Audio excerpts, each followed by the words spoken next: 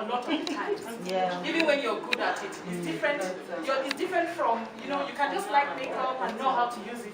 But it's different when you're actually professionally trained on how to make the best of your makeup. So that is why we're here today. And you said also skincare. Yeah, time. Maybe. How do you create it when you don't know what it's supposed to be like? So that's why you are here. So you find many times our brows end before they are supposed to, or they start before they are supposed to, or they are going on a completely different tangent. Perfect. So what is the perfect brows?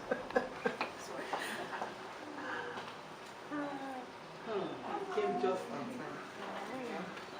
Good afternoon, everybody. This is not very good. Yes, I'm going to. I just want to illustrate.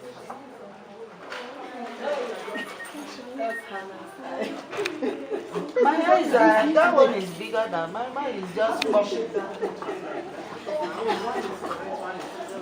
That day God was, I don't know, he had finished. Okay. Can we see? Yes. The pen is not very good. Can you see? Can you see? Jenny and we're looking. Tell us. Okay, so the perfect eyebrow starts at a particular point. It has an arc at a particular point, and it stops at a particular point. So if I was to draw an imaginary line from the side of my nose, it passes to the side of my eyes. It continues to go up. At that point where that line meets your eyebrows is where your eyebrows should stop. So, for example, so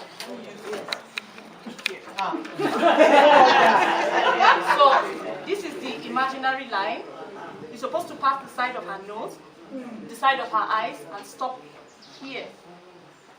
So I think your brows stop at the right place. So it's not supposed to extend beyond that. And then the arc that goes up. This is just a guide, but everybody has a different. Yeah, I can see the arc on yours. Yes, so everybody has a different shape. So good makeup, you're supposed to go with what is your natural curve. You're supposed to try and enhance something, not create something. Because God has already done a good job on you. So, for those without eyebrows. for those without eyebrows, in that case, you may have to that's true. So the arc, as a general guide, if you look straight into the mirror, this pupil is called pupil, right? The black one. Yeah. When you're looking straight, not when you're looking side.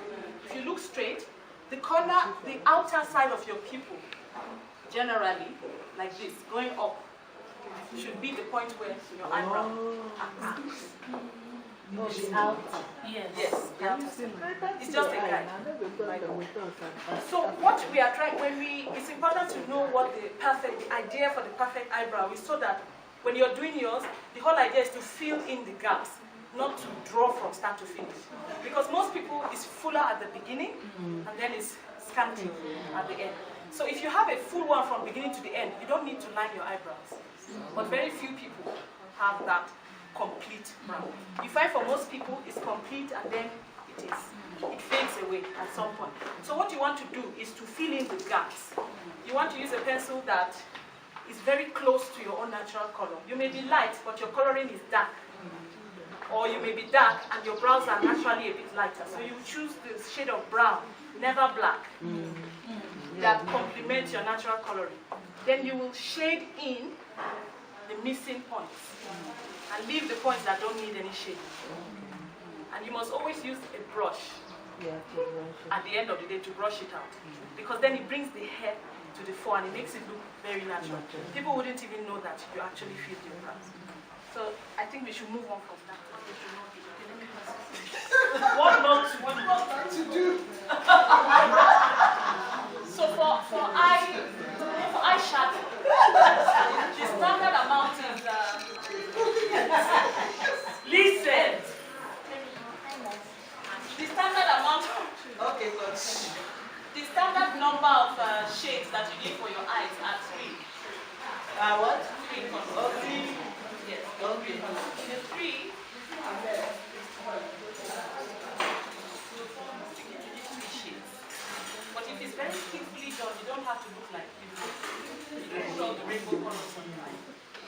is 3 shades. I call this one normal because it could be any color you choose to put on your lid. So the normal shade is on the eyelid itself. So the eyelid is like the door of your eyes, the one that you open and close when you open and close your eye. So that is where the normal color is supposed to be. Then the lighter shade is used for what we call highlighting. And that is done at. So you find that your brow is a high point in your brow. That's brow bone. And usually it is just where there is a curve in your brows. Here. So that is where your highlighting should start actually. And most times people highlight without knowing. It's more important that you see the effect of highlighting more than the crazy colors. So the standard, the very standard for black people is shades of gold to bronze. And it must be shaded in, so that you don't even see, but automatically if I do this one, you see this eye is highlighted. That's why it's called a highlighter. Because to highlight is to bring attention to and to bring out. And the makeup, light colors open up spaces. And dark colors close. Not only makeup, if you paint this room black, this place will look smaller. So these are the tricks that you need to do. If you feel I have big eyes, I want to reduce it. Or I have small eyes, I want to enhance it. These are how it's for small eyes. That's why you can't say it. So for small eyes, if you're lining your eye at the top, do you line your eyes at the top? You want to use a very, very thin line. Because the thicker you make it, the smaller your eyes will become. You want to be extremely careful about that. So you highlight at that point and you fade it in. That's the second color. I've talked about the normal color, then the lighter shade, now the darker shade. The darker shade is used for what we call contouring. And contouring is done at the corner of the eyelid. So usually when you see people, they do that kind of makeup a lot. Let's say you're wearing blue and pink, especially in Nigeria. You see that the eyelid is pink, but then there's a shade of blue combined. And sometimes it looks good because it's well done. So you don't just plaster it like that. It's at the corner of the eye. You use the darker shade. And it actually brings the eye out better. And so good makeup is shading. Because you shouldn't see sudden lines stopping your lip liner. Suddenly, it must all be well faded. So you need a good makeup brush for that. That's the eye. Then you line the bottom of your eyes and the top of your eyes. The thinner, the better. It takes getting used to line the top of your eyes is better. But whatever you're doing on your eye, you need to try to be precise. You see a lot of people, they put eyeshadow, but it ends suddenly. It doesn't reach the end. It must be complete from start to finish. And then use a cotton board to correct when it has run here or run there, so that your makeup is extremely precise. When you line your eyes, let it be complete. Let it start from the beginning all the way to the end. Not halfway. So I think I'll leave the eyes for now. So let's move. Very nice lipstick. Nice makeup done. But then you find that when they smile, the ends are they are empty. So you must be very deliberate when you're doing it. You must be complete. Even if you're not wearing a lot of makeup, let the one that you're wearing be very well done. Because even in the business world, when your makeup makes a statement, and it tells a lot about you. So if your makeup looks precise, you look confident. And you look like you like yourself enough to make up.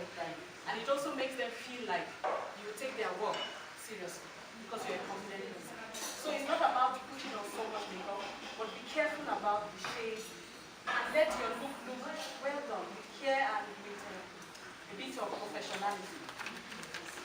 So the lips, if you're lining your lips, it must be brown, never black, and never too much. Very important. So when you line, make sure you smile when you're putting in the liner so that it goes into the corners. You don't always have to line your lips. I think we line too much, generally speaking. If you're putting lipstick, the same concept must go.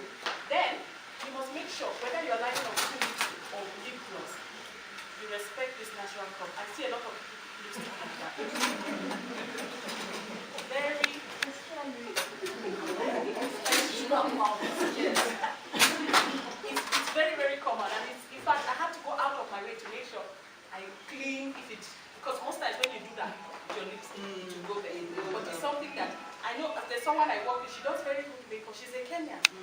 but it always bothers me. You have this very nice lipstick, and you feel like here. So, if you're putting a lip liner, make sure you curve it this way and curve it down. If you want to make your lips look bigger, your liner will come out a little bit of the line of your lips, but it shouldn't be so obvious. It must be well faded. If you want to make your lips a bit smaller, your liner can also do that by lining slightly in, but well faded at the same time. And because of the season we're in, because fashion has trends, makeup has trends, sometimes you find lipstick is not in. People's lips are glossy. Yeah, but now we're in that lipstick. Which one is the Yeah, matte is lack of shine. Yeah. You can have lipstick, but matte doesn't have so much shine. And it lasts longer. It can last longer because the more oily it is, the more it can rub off. So you want to experiment with lipstick. If you're a bit cautious about lipstick, maybe you just prefer a little lip gloss, you want to do that. And white people, because makeup, let's say it started from there, the usual trends. So they're constantly trying to say, if you have big lips, reduce it. But personally, I think that is one of our beauty of being African. Actually, these days, people are injecting to have bigger lips. Yeah. They are doing it to have bigger lips and fatter legs. Yeah.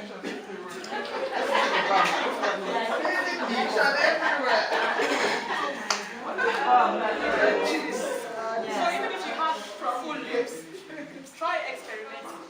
And usually when your eyes is very heavily done with colors, you can step down with lip color and vice versa. You can play around it because it's an artwork. So if you put a lot of attention to your lips, you may want to tone down the rest so that the lips is making a statement. Yes. So I think that is it on lips. Any other questions? 3 minutes. How about like Blusher. Okay, so on your face you can use blushers, you can use bronzers. Bronzers are like they have a shine. If you look at some magazine covers and you see some ladies, they like are Auntie shiny. Paulina, she uses the shiny one. It's a bit sparkly. There are so many For shades. the nose, right? The bronzer. If you want to bring your nose out, especially, people use that trick because, like I said, light colors open up, dark colors reduce. So even in makeup, we use those tricks when we are trying to. You have a bride who is so particular, her eyes are too small, or I want my nose to look extra. So you use some of these tricks with colors in very subtle ways to make your face look in a certain way. So yes, you can bronze all over your face. There are different shades of bronzers. So choose the one that most complements your skin. Blushers, we can use blushers, but a lot of us make a mistake of using zoom blushers. They look chalky. They stand out. As soon as you use something on your face and it seems to be standing away from your skin, then you know that those basically are on your cheekbone. They go this way, and again you must blend it in very well. Bronzers you can use all over your face. Here, all over. Especially when you're going to be photographed a lot. It brings you out in pictures. Because the light in the camera picks up the bronzer. So it makes you look like you are glowing. So I have like 4 minutes. Mascara. Next. The neck. So your makeup should not stop suddenly here. Because it may look okay to you, but the moment they take a picture, Yeah. see where Mascara. Yeah. So when I take a picture, facial powder or foundation. yes, you must blend it not so heavily, but if you have a good brush, whatever you put on your face, you blend You it. just For brides, use it. sometimes we can even go. Yeah. But first of all, if you take a picture and it's standing out too much, it points to number 1, it stopped. It's not well blended. Number 2, maybe it's not really the best color for you. Because it's the camera that will show that it's so much lighter than your skin. So you need to start by blending the right colors. And when you're choosing powder or foundation, make sure you use natural light. Yes. Yes. And a lot of people test here, and so when they use it on their face, it's not always the same shade, the black. So what you want to do is look for the lighter shade on your face, because it's very hard to see a black person with one shade completely. If if you look critically, you find that usually around here, Is that? around here it's slightly dark, around the lip. If you look, so what you want to go for is the lighter shade on your face, because those darker shades are usually discoloration, sunburn, lack of exfoliating your skin, so it's a bit dead cell. So you want to go with the lighter shade to start. You don't go for facial. And you want to use natural light, because in Nigeria some shops they'll have some very yellowish, attractive look. Anything you look put so your good. skin. When you go home, It's very bad. It's true. They do that a lot in shops. When you buy, yes. When you reach Concealer, home. foundation material. Concealer kind of does the same thing foundation does. What foundation does, like the word is like, say foundation for your powder, anything, is the first thing you use, and it mainly conceals imperfections. So it lifts up those colors we're talking about perfectly. So you have one color throughout. Then when you have that dark spot, that pimple, it does that. So concealer can be used as, foundation can be used as concealer. Some people use a lighter shade of the same foundation they're using as concealer. But what concealer does, it has a stronger coverage because it's made specifically to cover. Yeah, so that is basically. So what would you say about people who apply powder? And then that was our grandma. I don't think people still do that. powder is supposed to be everywhere, but they have a point. It's white powder. They actually do have a point. Because when you apply powder, you must always concentrate on here. It's very important. Try it. If you put your brown powder, next time, now put more on your brush or something and concentrate only on here again. You'll be amazed how much it will lift up your back. A lot of times we just put it, but our face is not one flat surface. These are the corners you can't reach most times. So if you use one side of your face, concentrate now under here. You'll be shocked how that side will lift up. That simple tip makes a whole lot of difference. Because that place is inside, and most times it's a bit darker because of the shadows. So light colors, like we said, it brings out spaces. So it opens up the space. So they do have a point to do that. And even Muzungu say powder your nose. So you powder everywhere, but it's good to concentrate on these corners that normally your brush will not get unless you are. And most times they are the areas that will shine more. Exactly. After a while, you see your nose shining. That's why you always have the T region of their face. Most times that's where it gets oily. So I think I have 2 minutes or so. I'll just touch on skincare. Will you finish it? Because she used this cream or this powder that suited her so well, she go and buy it. And my mother is like that, she buys too much. She just is very compulsive. So if you go to her room, you see different products. Tomorrow she'll say it's not working. Then you say this one suited you and she'll go and buy it again. She's forgetting that you don't have the same skin type. So the first thing that you have to do is to know your skin type. And basically there are about 4 skin types. We have extremely dry, which is like me. We have oily, those people are more prone to pimples. Then you have normal or combination solution. People who, when you ask them, is your skin dry or oily, they can't really say because it's neither. But if your skin is dry, you know. If your skin is oily, you know.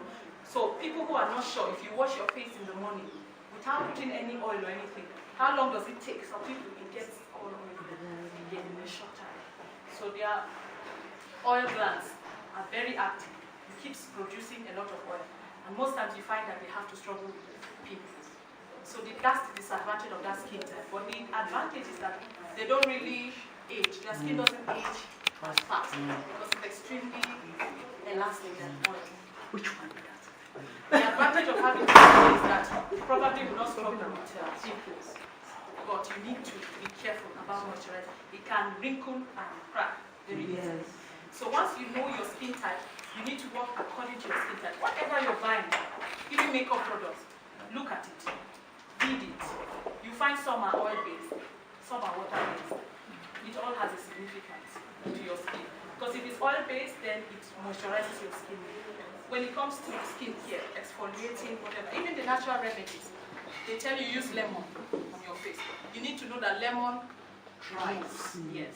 If they say use honey, honey moisturizes. So it may be a very good skincare product. Milk moisturizer.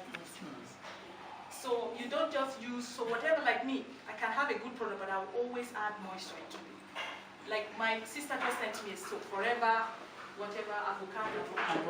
She says it's doing so well for her. So I tried again, but I can see I need to add more. So I usually use a scrub first every day. It has a lot of moisture before I can use that soap. And for them, they are thriving. It's really worth it. What kind of skin? What kind of skin?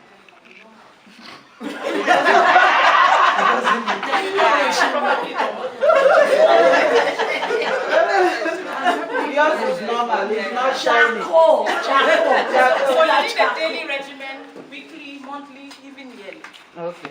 So daily, generally speaking, you must cleanse your face, you must moisturize it. Making it very simple. Okay. Whether you're oily or not, you need a moisturizer. It protects your skin. It can help your complexion. Sunscreen. Most creams now have sunscreen. Sunscreen. People think sunscreen is only for white people. No. But when you're buying sunscreen, it cannot be less than, is it SPF? It cannot be less than 30 for a black person. All these But most 15, of the 14. 15 Can is I like recommend that everybody just uses the Forever Living sunscreen? It's a cream, and it's the only thing I use on my skin. If it's a cream and It's cream. Where can we get it? In the Forever Living shop. I'm selling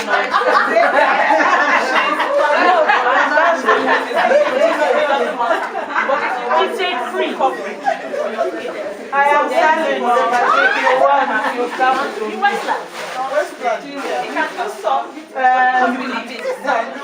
You know where KFC is, that road. Don't mind that. So your weekly regimen, you should scrub your face. Even if you don't go for a facial, you can make a lot of natural scrubs. Even sugar and olive oil is a very good. To scrub, I thought it's twice. You just mix it together. It's an excellent scrub. Really? Sugar and what? That I can the daily regimen with the sunscreen, moisturizer, and No, twice. But yeah, for me, twice. on the average, let's say one. Okay. You can use it twice, especially if you are. It's not. No, it's a bit rough, but it shouldn't be painful and you'll be wounded after that. It's not that bad. You do it gently. Yeah, you do it gently. Sugar and olive oil is very standard, it's basic, it works for most skin types. It's just that if your skin is oily, now you can wash your face after that to take off the excess oil. If your skin is dry like mine, you can leave it. Oh, really? Yes. So you want to scrub every week and you want to use a mask. Really? There are so many nice, yeah. Because We as soon have as you scrub, it opens up your pores. But when you use a mask, it tightens up your and it makes the face look better. What's a mask? The thing you put and then you It clean dries. up or wash up. Yeah, it dries up on your face and then Like you wash what? it. I will show you. There's one mint Julep. Do you have the next one? I don't know. They sell it usually. There are so many masks, but then again, you want to watch for your skin type, whatever you are buying. So you should use it. And most times, like I said, if you don't know your skin type, you're probably not or combination. Because if you are dry or oily, toner you should use every day. And when you cleanse, your toes you moisturize. So you want a mild toner, not alcohol based, especially if you have sensitive skin. Something mild and nice, and then you moisturize. If you're using the right regimen, you will know in about a week. Yes. What can you do about that? That's a sunscreen, because the sun can cause premature wrinkling. And this area of your skin is very sensitive. So you want to use sunscreen. Apart from that, there are eye creams that can help improve it. Then you can use things like cucumber. There are so many natural remedies to reduce puffiness. And sometimes it's lack of sleep. And for powder, what is the best? Is it the brush or the sponge? And for me, I think brush. What do you But it has to be a good brush. What do you Fast, use good for quality. your Powder, for applying your powder.